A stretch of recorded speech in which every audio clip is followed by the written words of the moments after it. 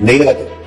ये जो अल्लाह ताला ने पाकिस्तान को, ये सिर्फ केपी के नहीं, पूरे पाकिस्तान को रिसोर्सेज दिए, बहुत से अल्लाह ताला ने बेशबहा खजाने दिए। ये क्या आप लोग अपने साथ पैदाइश में साथ लेके आए थे या कोई अपने जेब में लेके आया हुआ? ये कहां से आए? د ډي جي ایس پی آر صاحب د پښتنو نه د بېعزتۍ په انداز کې پوښتنه کول چې دا وسایل قدرتي تاسو ځان سره په جهیز کې راوړي دي، دا خو الله تعالی پاکستان ته ورکړي دي. په دې باندې د پښتنو ډېر سخت رد عمل مخې ته راغی. پی ټي ایم نه، د نیشنل نه، نور د انټلیکچوال ځوانانو نه په سوشل میډیا باندې چا لاره د آئین واغسته چې په 18وي ترمیم کې دا زما وسایل دي، چا لاره د تاریخ واغسته چې 50,000 کالو کې زما مشران راغلي دا زمونږ دي. زه غواړم د پی ټي ایم، د نیشنل او د نورو ټولو نه لکه مختلفه لکه جلا لاره ولم، زه د پیور ډیموکراسي حقیقي جمهوریت لاره ولم. پهله خو مننه کوم موږ د دې ځوان د چارسدې سودې چې د ډي جي ایس پی آر نه په ډک محفل کې داسې پوښتنه وکړه، نو فخر کوم موږ باشنغر او چارسدې ځوانانو باندې چې همیشه د پښتنو دپاره د حق د خپل حقوق د خپل غوښتنو په نره باندې پوښتنه کړې ده، تپوس یې کړی دی او سیاسي او ولسي خدمت یې کړی دی. اوس یو پوښتنه سودیس وکړه، یو پوښتنه به زه وکړم. جنرال صاحب ته دا جواب ورکولو نه پهله چې دا وسایل د چا دي، موږ به پهله پوښتنه کوو د جنرال صاحب نه چې دا ځمکه د چا ده او دا ځمکه تا ته څنګه میلو شوه. په دې کې ټول حقیقت پروت دی. هغه ځوانانو ته نه ویل کېږي. اردو کې نه غواړم چې د خبرې وکړم ځکه هغه ماته مهم نه دی، ماته پښتو خپل ولس مهم دی. راځو برطانوي هندوستان ته چې دا ځمکه د چا ده، بیا به خبره کېږي چې دا وسایل هم د هغه دي. برطانوي هندوستان تقسیم خبره چې کېده نو دوه پارټیانې وې، دوه جماعتونه، مسلم لیگ او کانګرس وی زه هندوستان تقسیمول نه غواړم، مسلم لیگ وی زه تقسیمول غواړم، مله پاکستان راکا. د پښتونخوا ولس کانګرس سره ولاړو په 1946 کې د ازادۍ نه یو کال مخکې د پښتونخوا ولس ووټ ورکړی دی باچا خان ته، خدای خدمتګارانو ته او ډاکټر خان صاحب حکومت راغی دلته، د کانګرس حکومت چې مسلم لیگ کله غوښتنه کوله د ازادۍ او د پاکستان جوړول، نو انګریز ته دا مسله مخې ته راغله چې پښتونخوا سره وڅه کوو. دلته خو حکومت د هغې پارټۍ دی کوم چې تقسیم غواړي نه. نو انګریزانو 3 جون پلان، د 3 جون پلان را مخې ته کو چې دلته به مونږ ریفرنډم وکړو، ولس به رای ورکړي چې مونږ چا سره تک غواړو. هغه ریفرنډم ته به اوس مونږ ګورو چې دا جمهوري او که نو، که جمهوري و نو مونږ ته قبول دی، که جمهوري نه و نو مونږ ته قبول نه دی. مثال انګریز چې کله د ریفرنډم اواز ورکو د باچا خان او ټولو خلکو د دې نه بایکاټ وکړو او په بنو کې حاجي میرزا علي خان او باچا خان او نورو ځوانانو مشرانو ټولو بنو ریزولوشن د بنو جرګې نه دا حل روباسلو چې موږ پښتونستان غواړو، موږ د ریفرنډم او پاکستان نه غواړو. په هغې باندې باچا خان ته غدار ویل کېږي. راځو هغې ریفرنډم له چې هغه څنګه وشو. په هغې ریفرنډم کې ټولو نه مهمه نقطه دا ده چې د هغې وخت ابادۍ ته به ګورو. نو دلته به تاسو ته زه ریپورټ ولګوم د سینسس اف انډیا 1941 کم د ازادۍ د شمیرې د مردم شمارې د سرشمیرې ریپورټ راغلو.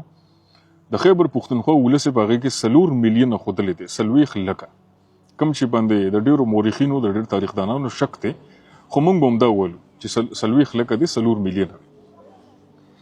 په هغې کې دویمه نقطه دا وه مهمه چې په خیبر پښتونخوا کې کمو ضلعو ته اجازه ته چې ووټ واچي، لکه کمو ځمکو ته اجازه ته چې ووټ واچي پاکستان دپاره. هغې کې 6 ضلعې انګریز پرېښې وې، کم چې دلته به زه نقشه ولګوم. هزاره وه، مردان و پېښور، کوهاټ، بنو او ډېره اسماعیل خان. صرف دې ځمکو ته اجازه تو چې د دې ځای خلکو د خپل مستقبل، د خپل ژوند او د خپلې ځمکې فیصله وکړي چې موږ چا سره تګ غواړو. دا دویمه نقطه مهمه یاد وساتئ. راځو د الیکشن وضله. په خیبر پښتونخوا کې په دې 4 میلیونه په 40 لکه کې رجسټر ووټران څونه وو؟ چا چې ووټ اچولی شو هغه وو په پښتو کې 15,72,998، په انګریزۍ کې 5,72,789 او په اردو کې 5,72,798. په 4 میلیونه خلکو کې څه د پاسه 15 لکه یا څه کم 6 لکه خلکو ته اجازه تو، په 40 لکه کې 6 لکه خلکو ته اجازه تو چې ووټ واچي. اوس په دې کې ووټ اچولی څونه دی؟ نو په 40 لکه کې 6 لکو ته اجازه تو او ووټ واچولو 2,92,000 څه کم 3 لکه خلکو ووټ واچولو. 40 لکه کې صرف 3 لکو خلکو ووټ اچولی دی چې موږ پاکستان ته ځو که موږ هندوستان ته ځو. نو په دې کې خلک وایي چې په 100% ووټونه پاکستان ته واچولی شول. بالکل خلک هغې ته ګوري چې 100% ووټونه واچولی شول، خو په 40 لکه کې 2,92,113 خلکو وی چې موږ پاکستان غواړو. اوس به موږ بیسکس میث یا د ریاضي حساب وکړو. نو د 40 لکو او د 2,92,000 خلکو فیصدي راوباسئ، دا د 40 لکو 9% جوړیږي. د ټولې پښتونخوا 9% خلکو، لکه په 100 کې 9 نفر وی چې موږ پاکستان غواړو، په 100 کې 9 نفر. دا د هغه وخت ریفرنډم.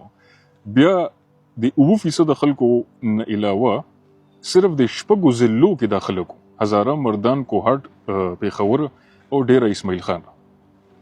ټولې پښتونخوا ووټ اچولې نه دی. نو جنرال صاحب موږ دا پوښتنه کوو چې دا ریفرنډم جمهوري وي که غیر جمهوري وي؟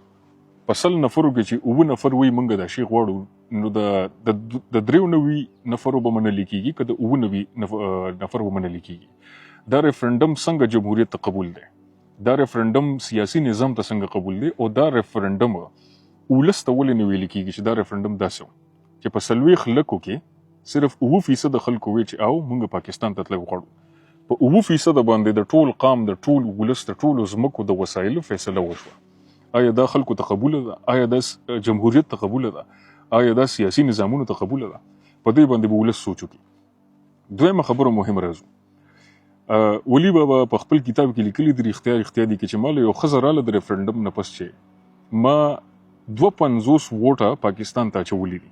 52 ووټه، حالانکه یو نفر یو ووټ اچولی شي، خو ښځې وی چې ما 52 اچولي دي. مطلب انتهایی زیات ریګینګ، انتهایی زیات فراډ په هغې ریفرنډم کې روانو د مسلم لیگ طرف نه. بیا د برټش یو ډاکومنټري ده، د هغې یو کلیپ به زه دلته ولګوم چې په هغې کې یو ماشوم دی، هغه راځي او پاکستان ته دستخط کوي، حالانکه هغه ماشوم رجسټر ووټر هم نه دی. د دې نه ثابتېږي چې د ریفرنډم هغه الیکشن په کوم ډول باندې شو. غریبانو ته، ماشومانو ته، ځوانانو ته، ښځو ته، چاته د پیسو لالچ ورکه، چاته مختلف مذهبي لالچ ورکه، چاته مختلف د خوشحالو لالچ ورکه. هغې کې هم د لالچونو د ریګینګ الیکشن نه پس په 40 لکه کې صرف 9% خلکو وی چې او زه پاکستان غواړم. نو جنرال صاحب دا ځمکه بیا ستا څنګه شوه؟ دا ځمکه بیا د پاکستان څنګه شوه؟ په جمهوریت بنیاد باندې چې ریفرنډم ستا فراډ و. دا ریفرنډم په دنیا کې یو سیاسي ساینسدان، پولیټیکل ساینټسټ ته قبول نه دی، جمهوریت پسند ته قبول نه دی. راځو بلې خبرې له. د پښتونخوا ځوانان دی صرف یو کوشش وکړي چې هغې دی د هغې وخت بیلټ پیپر روباسي په کم باندې چې دی خلکو سټیمپونه یا دستخطونه کول چې ته پاکستان غواړې که هندوستان غواړې. نو تاسو ته به حقیقت ښکاره شي چې د خلکو احساساتو سره څنګه لوبه کړې وه. په بیلټ پیپر باندې پاکستان او هندوستان نو لیکلی. په بیلټ پیپر باندې په کم به چې ووټ اچوي په هغې باندې یو طرف ته جومات جوړ کړو، یو طرف ته مندر جوړ کړو. نو اوس منطقي سوچ تاسو ځان سره خپل ځوانانو کې چې یو ساده پښتون د کلي نه راولي، هغه ته یو کاغذ ورکړي چې په یو باندې جومات دی، یو باندې مندر دی، هغه به کم طرف ته ځي؟ هغه به خامخا په جومات باندې ټاپلی کوي. مطلب چې هغه مذهبي احساسیات ته استعمال کړل د خپلې فایدې دپاره. او د انګریز د 200-300 کالونو همدغه شی استعمالي زموږ ځمکه کې. نو اوس راځو د جنرال صاحب پوښتنې له چې دا پښتنو ځان سره په جهیز کې راوړي دي. نو د دې سوال د پاسه زموږ سوال جوړېږي چې جنرال صاحب دا ځمکه باندې چې کوم ریفرنډم شو په 40 لکه کې 9% خلکو ووټ اچولی شوی دی. صرف شپږو ضلعو ته اجازت و د ووټ اچولو. په ریفرنډم کې بلا د خدای ریګینګ شوی دی. بیلټ پیپر باندې پاکستان او هندوستان نو لیکلی، جومات او مندر یې په جوړ کړو او بادشاه خان بابا د هغې نه بویکاټ وکړو. نو دا ځمکه چې ده اوس په حقیقي معنو باندې ستا څنګه ده؟ دا د دې سیاسي نظام څنګه ده؟ په جمهوریت کې په احساساتو باندې نه. دا پوښتنه ده. راځو بلې خبره ده دا ټول هغې خلکو ته وایم کوم چې د دې خلکو حمایتیان دي چې صحیح د ځمکه موږ وسایل موږ ټول ورکوو، وسایل موږ ټول د سیاسي نظام ته منو، خو د هغې نه پیله به ما له پراپر ریفرنډم کې په دې ځمکه باندې، ځکه د 9% خلکو منلې شوې ده، د ټول ولس خو نه ده منلې شوې. نو که دا ریفرنډم د دې حقیقتونو نه پس ټول ولس ته قبول دی چې یو دا فراډ ریفرنډم کم چې بیس نو، کم چې بنیاد نو، ورسره احساساتي ریفرنډم چې جومات او مندر یې لګولی دی، آیا دا ولس ته قبول دی؟ که قبول دی نو بیا وسایل ستاسو دي جنرال صاحب. که قبول نه دي دا ریفرنډم، د دې حقیقتونه چې تاسو روباسل یا ما روباسل یا نور خلک به ریسرچ وکړي، نو په دې ځمکه باندې راشه یو بل ریفرنډم وکړي، د پښتنو نه رای والي چې دی پاکستان سره ځي او که نه ځي، بیا به دا پته ولګي چې دا ځمکه ستاسو ده، بیا به دا پته ولګي چې دا وسایل ستاسو دي او که نه دي.